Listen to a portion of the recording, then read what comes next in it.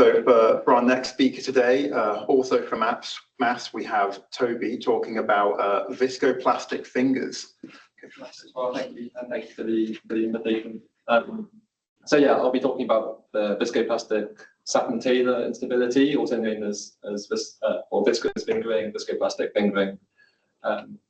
So this is the outline. So I'll start by telling you what I'm talking about first of all, and then I'll guide you through some derivation of lubrication equations, and then we'll talk about some viscoplasticity, and finally some ways that we can control this instability. So this is the setup. We have what's called a Hele-Shaw cell. So we have two fluids and they don't mix with each other. So there's a strong interface between them. You see the fluid on the left is displacing the fluid on the right. And what happens when this fluid on the right is more viscous than the fluid on the left is that we have this instability that occurs at the interface. And this is characterized by some fingering patterns. So I'll be looking at what happens when the right fluid is replaced by a non-Newtonian or a complex fluid. So these are some pictures. We can see kind of, if we just look at one column, different regimes. So for example, this third one is the viscous regime. So this is with a Newtonian fluid, and a finger propagates from the left to the right, but it's quite regular in its shape. Whereas this one above it is the yield stress regime, and we see there's some more elaborate patterns. So this motivates the fact that we want to model the process differently with a non-Newtonian fluid than with a Newtonian fluid.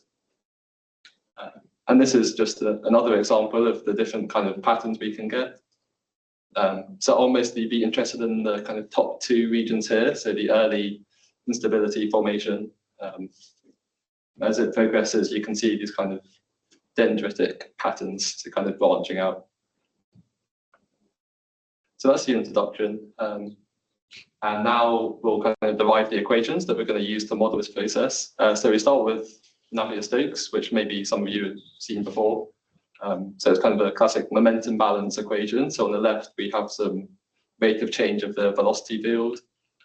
And then this is balanced by three terms on the right-hand side. So the pressure gradient with P, any body forces, which we call F, and kind of viscous forces. So here, let's go through what some of the terms are. So rho is the density of the fluid, mu is the viscosity, and kind of U and P are the two variables that we want to find. So P is a scalar field for the pressure, and U is a vector field for the velocity. And we also have conservation of mass, so just the divergence of the velocity is naught. So we say we consider steady flow, so we can set the first time derivative to be 0, and we also consider no body forces, so F is 0. Obviously, this is still really complicated to solve. It's non-linear. It's first order in P, second order in U. So the idea is that we have some scaling. So we know that X and Y, so our two horizontal scales, they scale like this L parameter, and whereas Z scales with H. So if I go back to the picture up here, we have that H is much less than L. So what we call epsilon is the ratio is much less than 1. And we use this to simplify our equation, because we'll find that some terms are bigger than others, and then we can neglect the terms that are smaller. So I've just rewritten the equation here, and the two bars signify the components in the horizontal direction. So the first term we know scales like rho times u squared, because there's two u's, over L, because we're taking a derivative in the horizontal direction. And it's the same with the second term, so we can kind of group them together into one scaling. And then the pressure gradient scales like P over L. And then if we look at the two final terms, we can see, because the final term has this d by dz squared, whereas this kind of is d by dl squared. This goes like 1 over L squared, whereas this is 1 over H squared. And because we assume that L is much greater than H, or epsilon is much less than 1, this term here is going to be much less than this term here, so we can ignore the penultimate term. And by balancing the two terms on the right-hand side, we have some scaling for P, just by setting them equal to each other. So I write that in there. And then under this scaling for P, we have that the ratio between the left-hand side and the right-hand side is this thing here. So H squared over L squared is epsilon squared. And then rho U L over mu is what we call the Reynolds number, which maybe some people have heard of as we call the dimensionless parameter. So if we are in the limit where this is also less than 1, then we can get rid of the term on the left-hand side, and we're left with what we call Darcy's law, just by rearranging. And now this is really nice because it's linear in both U and B. So that was considering the horizontal components. So if we go on to the components in the z direction, I won't go through the whole derivation again, but we have these scalings. And then, as before, the penultimate term is dominated by the final term. And then using the same scaling as we had for P, we see that the final term is also much less than the first term on the right-hand side.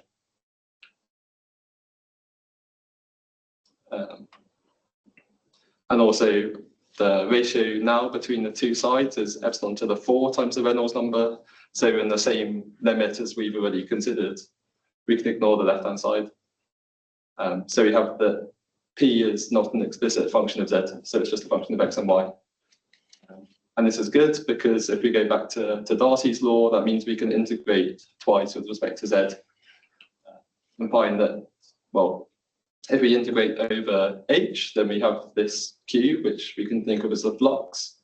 And that's basically proportional to the pressure gradient in the fluid, which is a nice expression.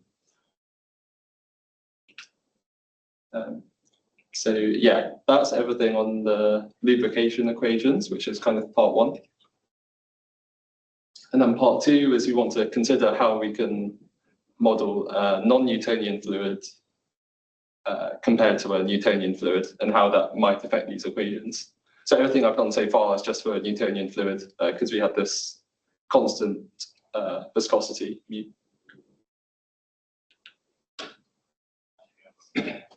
So we have two tensors. We have the stress tensor tau and the rate of strain tensor, which I call gamma dot. And that's just given by this expression here. And we don't know per se how tau will relate to this rate of strain tensor. So we can think of the stress tensor as the stresses that we exert on the fluid, and the rate of strain tensor as the deformation, so how it responds to those stresses. And for Newtonian fluids, we have the two tensors are linear with each other, and the constant is just mu, which is the viscosity. So this makes sense, right? If you apply a greater stress to a fluid, then it will deform more. So that's why it's linear. Well, if it is linear, then it's linear. And if the viscosity is higher, then you need to exert a greater stress to yield the same deformation. So this is for Newtonian fluids, but this is not necessarily the case. So we have this other law here, which is the Herschel-Bulkley law. And what does this look like? Well, if we plot it, then there's kind of two important aspects. So we have this yield stress here. So anything below this will deform the material, and there's going to be no flow, it won't yield. And then we also have this kind of curved region up here. So I think I used n as a half to plot this. So if we increase the stress, then it will deform more, but there's kind of diminishing returns. And eventually it gets overtaken by the linear model for these parameters. Obviously, this picture could change depending on the parameters you use. And one thing I should say is that when we're choosing this kind of model in the blue line here, it's not necessarily obvious that this is the right one to choose, but how we would do it is we'd use some experiments, plot the stresses and the strains, and then we'd fit the parameters k and the yield stress tau y to match the law. So using this tau, we can now generalize the Navier-Stokes equations. So everything's the same, but now instead of mu times the Laplacian of the vector field, we have the divergence of tau. So if tau is linear in the rate of strain, then this is the same as we had before, but this allows us to consider a greater range of fluids. And then using the same scalings, we can derive an analogue of Darcy's law. And integrating before, so I put up here what we have for the Newtonian fluid. So the flux is proportional to the pressure gradient. And then with with this Herschel-Bulkley law, we have a similar thing, so it's still proportional. But now our Q, which is our average flux, depends on S, which is our pressure gradient, and it follows this law down here, where Y is what I call BI, which is the Bingham number. So this is an important dimensionless parameter, similar to the Reynolds number, in that it's dimensionless, but it's the ratio of K to the yield stress. So so in the law, the ratio of K and tau Y here. So using this expression, we can use conservation of mass to derive this. So this is our kind of governing equation, the equation we want to solve. And we have two boundary conditions. So capital X of T is the interface, and we're solving everywhere to the right, so where it says complex, kind of in this position, and then in principle is an infinite field. So our first boundary condition says that there's a pressure jump at the interface, and this is due to kind of surface tension, and this has two contributions. Actually, maybe I'll draw a quick diagram just to. So in the X, Y plane, we have our interface here that's moving this way. So this is X and Y. And maybe this has some kind of curvature like this. So this will incorporate some surface tension into the pressure field. And then if we look in the X, Z plane, so this is X, and this is Z. So this is kind of looking at it from above, and this is looking at it kind of from the side. So the interface might have this kind of shape, where this is like a meniscus, and then that has some contact angle here. And this is also a source of surface tension. Those two things. So that's the dynamic boundary condition, and then we have the kinematic boundary condition, and this tells us how the interface moves over time. So to solve this, we use some linear stability techniques. So we have a base solution that doesn't depend on Y, so this direction. And this is nice and simple. This just tells us that the interface moves in time. So zeta here is plus or minus 1. So if it's moving to the right, it will be plus 1. So if zeta is plus 1, it's just moving linearly in time. And then to this base state, we have these pressure and spatial perturbations. So it's quite a standard technique, linear stability analysis. And then what we'll do is we'll put these solutions into our equation here, and the terms that are linear in the perturbations will give us some equation which we have to solve. So this diagram is just explaining how the stability analysis might go. So we'll start with some with some perturbation, you can see there. And then maybe at some later time, this perturbation has grown, in which case we'll say it's linearly unstable. But maybe it's shrunk, and clearly this is more stable. So I won't spend too long on this slide, but this is the equation we get when we put in the solution for P, with P0 plus P1, with these boundary conditions. And this is now much easier to solve. It's linear in P1, just I guess it's elliptic, right? So this has this solution for P1 and this solution for X1, which is the amplitude of the perturbation. And the important thing to notice, this is exponential. These terms in the square root are all positive. So if zeta is -1, so if it's moving to the left, then our interface is always stable. And this is what we want, because if it's moving to the left, then we have a more viscous fluid here, a less viscous fluid here. And we know that in that case, it's always stable. Whereas if it's the less viscous fluid displacing the more viscous fluid, then that's when an instability can occur. So this kind of matches what we see with a Newtonian fluid. And then we also have a condition if it's moving to the right, so it can still be stable. And these are some pictures that we might see. So what we're plotting here is the size or the amplitude of the perturbation over time. And this is in the radial case. And each line, maybe I didn't label it, but each line is a wave number. So the lightest line is wave number 1, and then wave number 2, all the way up to wave number 6 or 7. So there's two main differences between the Newtonian case and the complex fluids. So we see that initially in the viscoplastic fluids, the higher wave numbers are more damped. Then as time goes on, they kind of dominate and they grow larger than in the Newtonian case. So here we can see these instabilities are kind of growing quite a lot. So really what we want to do is we want to minimize how much these grow. So for example, with the lower wave numbers, well, they're not too big. Then as we reach the larger wave numbers, we can see they really tend to explode.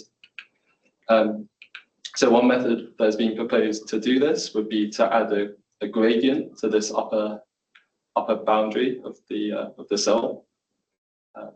And this has been done theoretically and experimentally for Newtonian fluids, but it's not really been explored for non-Newtonian fluids yet.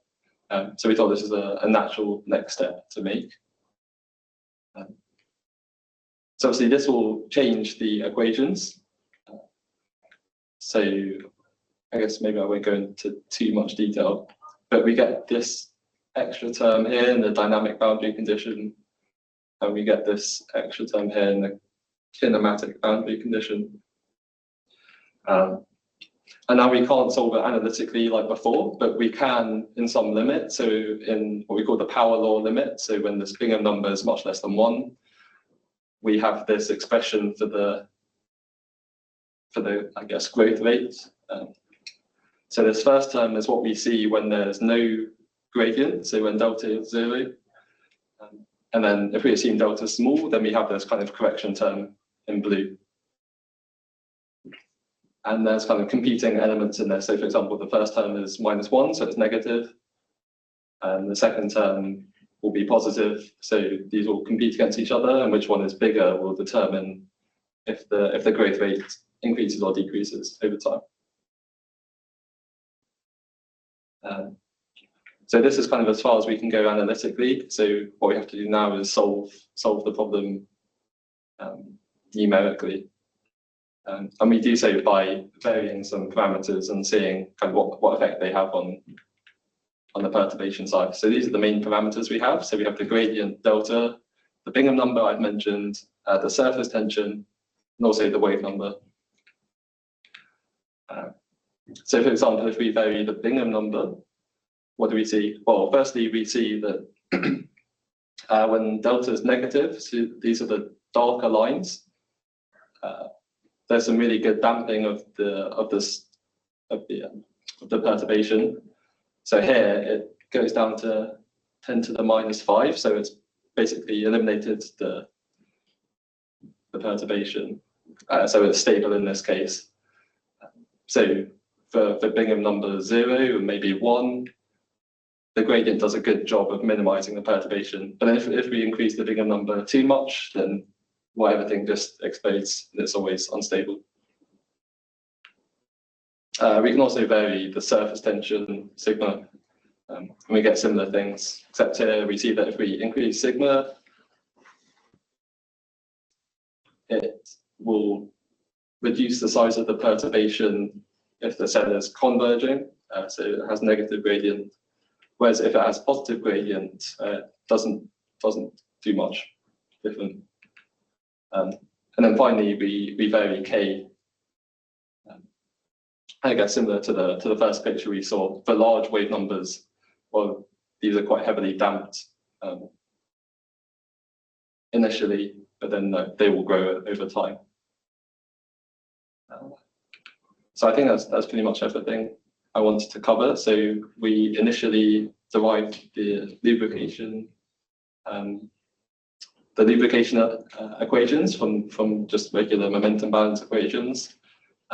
We discussed how you might model viscoplasticity. We saw how the Saffman-Taylor instability is, well, sometimes it's stable, sometimes it's unstable. And finally, we saw that sometimes adding a gradient to the cell is effective in reducing the instability. So yeah, thank you for listening.